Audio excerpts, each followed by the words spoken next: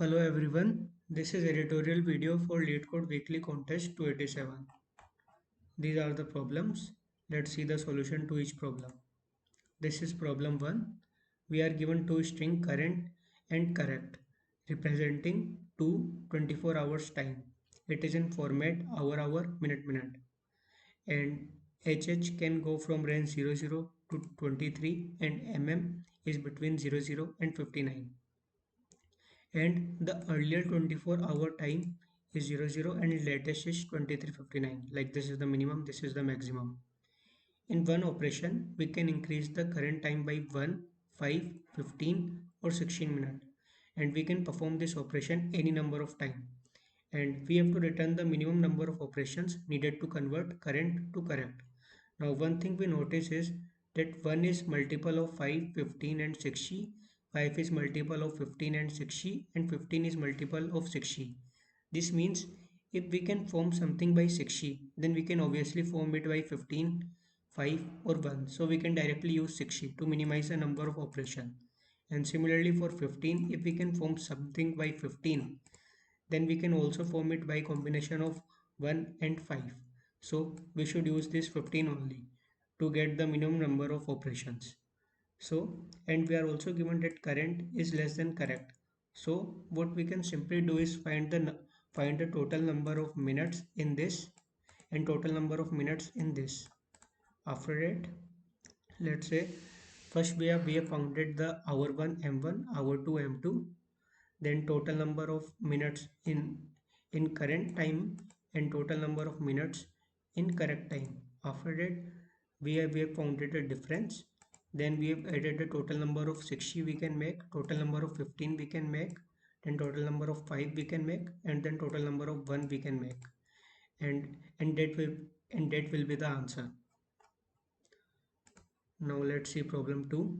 In problem 2 we are given that that there are that we are given an integer array matches where matches I is equals to winner I loser I, indicates that player winner I defeated player loser I in a match. Now we have to return a list answer of size 2, where answer 0 is list of all players that have not lost any match, and answer 1 is list of all players that have lost exactly one match. Now this is a simple implementation based problem. Let's see some examples.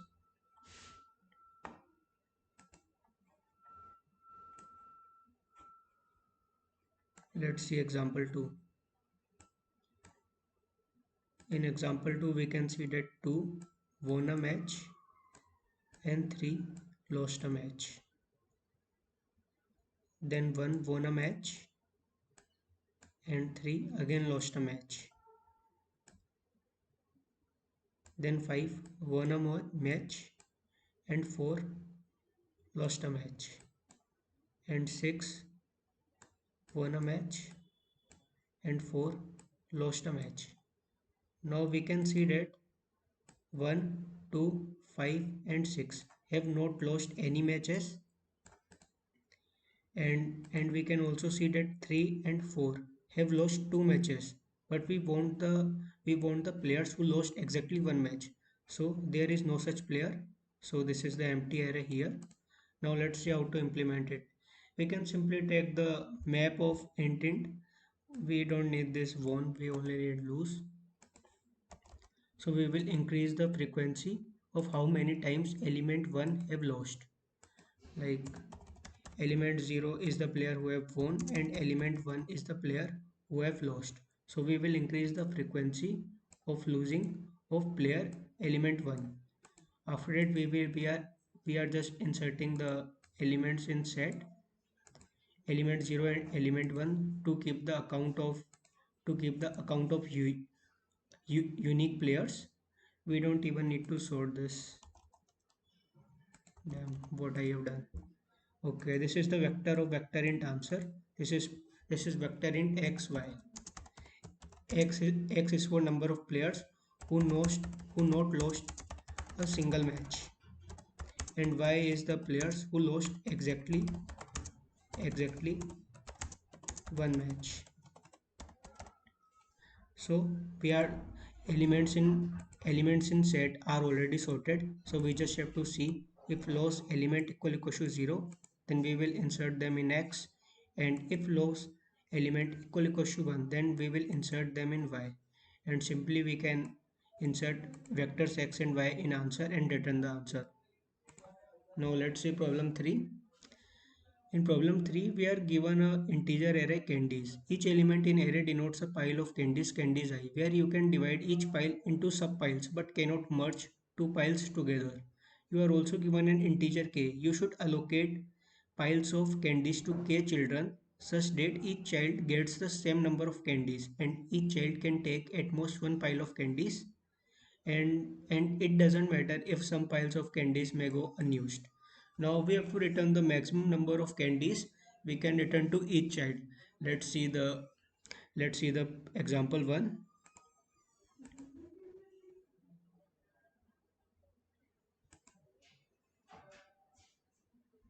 Let's see the example 1. In example 1, we are given that we are having three files. One pile is of 5, one pile is of 8, and one pile is of 6. Now the answer is claiming that we can get at max 5 candies, and how we can get so? And there are three child, we can give 5 candies to first child, we can give 5 candies to one child from here, and return this and remove this two and destroy this pile and bring two piles, one of size 5 and one of size 1.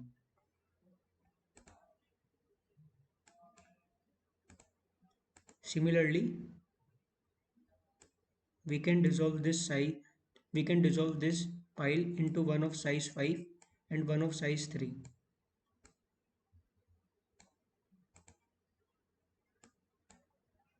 So we can see that we can give 3 candies of length 5.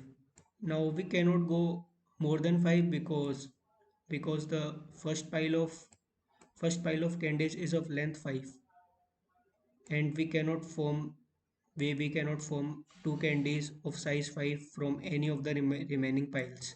So 5 will be the answer. That is very obvious. Now let's see how we should approach this. Now the main observation is, let's say we know that we can form x amount of candies. We can form x we can give we can give at max x candies to k children. We can give x candies to each of the k children. Then we can also say that we can obviously give x minus 1 or x minus 2 up to 0 candies. This will obviously be true. If this is true, then this will obviously be true. So we just need to check for greater than x. So here we can see the monotonicity in the function x. If function x is equal to true, if we can give x candies to each of the k childrens, and it is false if we cannot give x candies to each of the children. Now if if a function x is true, then function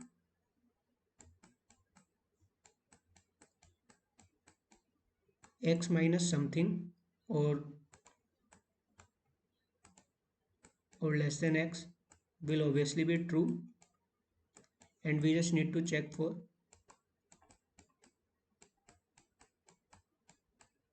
function greater than x. So this gives the monotonicity in function x. So we can use the binary search here. So simply this LL is long I have defined here. N is the number of piles we are given, and this is the S. I have taken this E1 E7 because the max candies in a pile can be up to 10 to the power 7, so it is obvious we cannot go above 10 to power 7. Now this is m and answer is -1. This starting ending. This is I have taken mid and checking if I can give m candies to k children, then the potential value of answer is m, and we can search in the right part, else we can search in the left part. And this is the checker function. If m equals to 0, then answer will obviously be true, because we can always give 0 candies to each of the k children. That's simple. Now this count is telling the number of children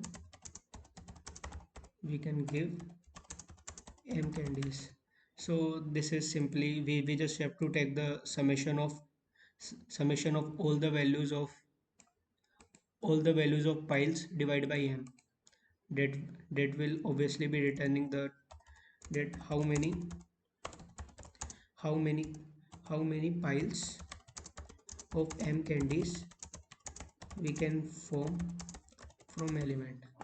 Now this is the simple summation of it, and after it we are just checking if count is greater than or equal to k. If this is true, then we can obviously give m candies to k children. So that's it. Now let's see the last problem. Last problem is a implementation based problem. So what we are given is, we are given a encryptor and decryptor. We just have to implement a encryptor and decryptor for string. So what it is saying is, we are given a values array. No, this is a keys array, and this is a values array, and this is the valid words in dictionary array. So what we are given is,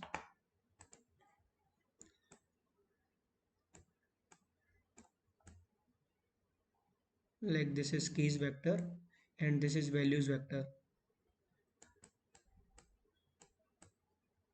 and we are given that a is mapped to ei, b is mapped to zf, c is mapped to ei, and d is mapped to am. It can be also possible that c is also mapping to am. That is perfectly fine, no problem in that. After it we are given a list of valid words. Like, here we are given many words: a b c d s c b d. These are the valid words in the dictionary. Now now we are now there can be two type of queries. One can be encrypt and one can be decrypt. So let's see each of them one by one. Let's first see the encryption one. So it is simply like, we are given abcd, we have to encrypt abcd. So we can simply write, for a we can use ei, plus for b we can use zf, for c we can use ei, and for d we can use am. We just have to return the concatenated values by replacing each character with the corresponding value of two length string. So this will be the answer: ei zf ei am, ei zf ei am. Yes. Now now let's see the decryption part.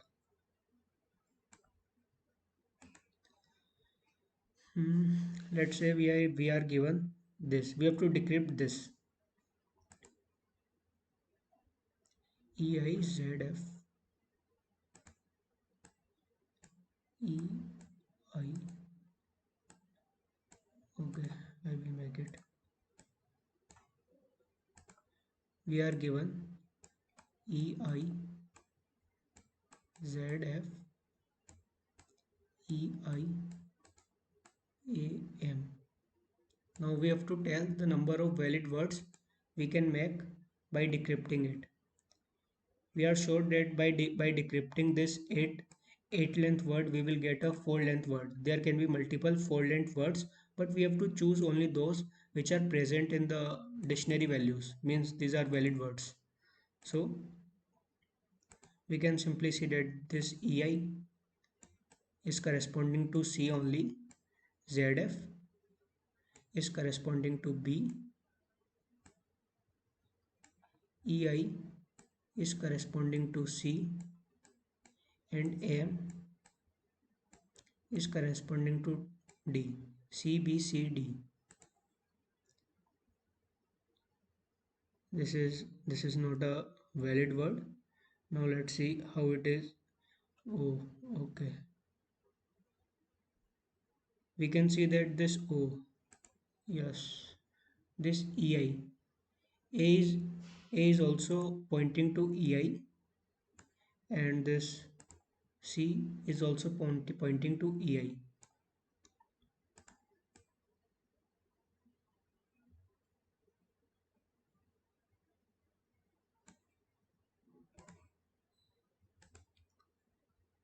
So we can see that this EI can either point to A or it can either point to C. Now this ZF will obviously be B because there is only one choice. Now this EI again. Since this EI again, we can either use A there or C. So if we will use A, then we will get A, B, A, or we can get A, B, C. If we will use A, then we will get C, B, A, or we can get C, B, C. Now, now this AM, this can only be D.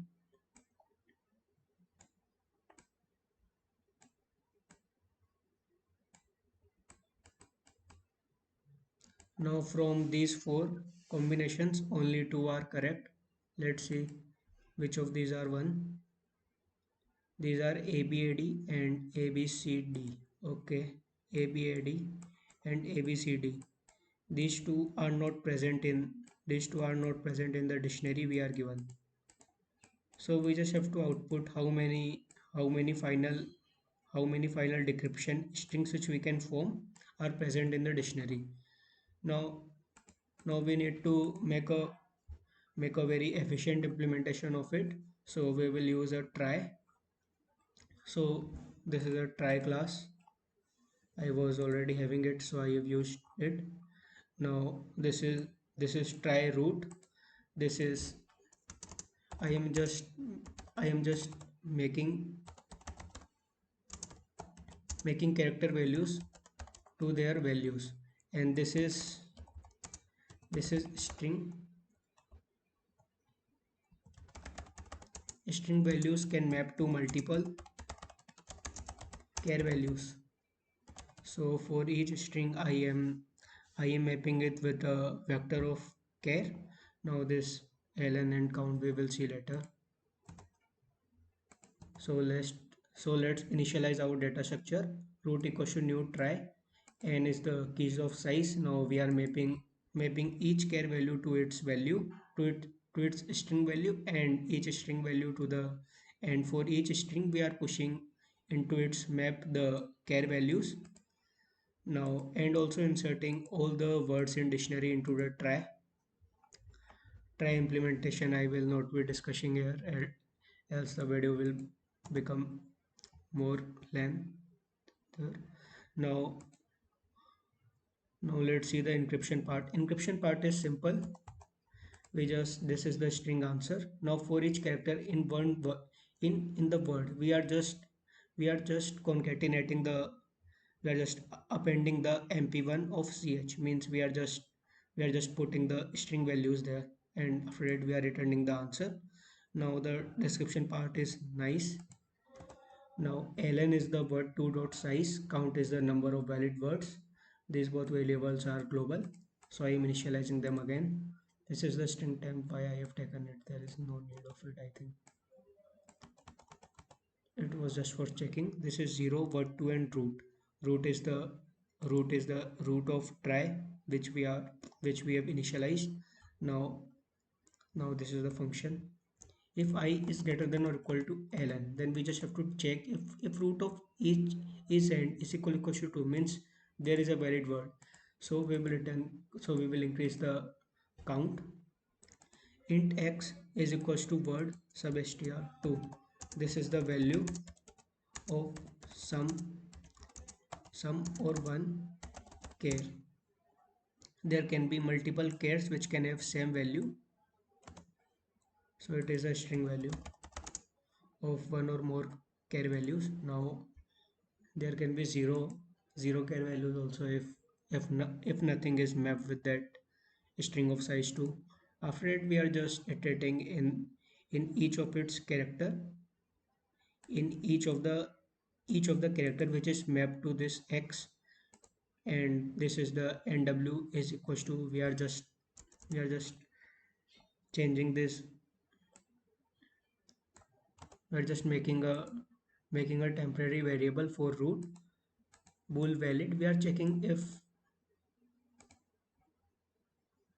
like, we are having a try like this. We can go from a to b to c, and there is, and then there is more in it, but, and we are getting from a is not the root. We are getting a from root after traveling in some depth. Now after reaching here, we have to we have to check if we have to go for d. Now it doesn't make sense to go further into it if we are having no d. If we are having no d in it, then it doesn't make sense to make all the strings which are forming from we are which we are which are for which are following this path. If we cannot reach this path, then it doesn't make any sense to form all the strings and then checking each of them. So we will stop from here only to eliminate all these unnecessary computations. So something like this we will be doing. Bool valid equals to true. After that, int id equals to ch minus a. This is the simply the 0 1 2, like a I have assigned to 0, b I have assigned to 0 for simplicity. If root of child equal to null, means this dead path does not exist, so we can directly say valid equals to false. Else nw, we can move this, we can move if there are, like, I have made a b c d.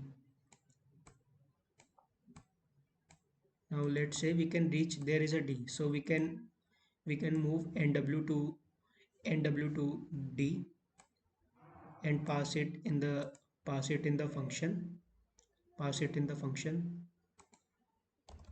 If it is a valid, then we will pass the function I plus 2 word nw. This is the new root, and I plus 2, because we are taking in the we are taking char values in pairs. So that's it. Thanks for watching.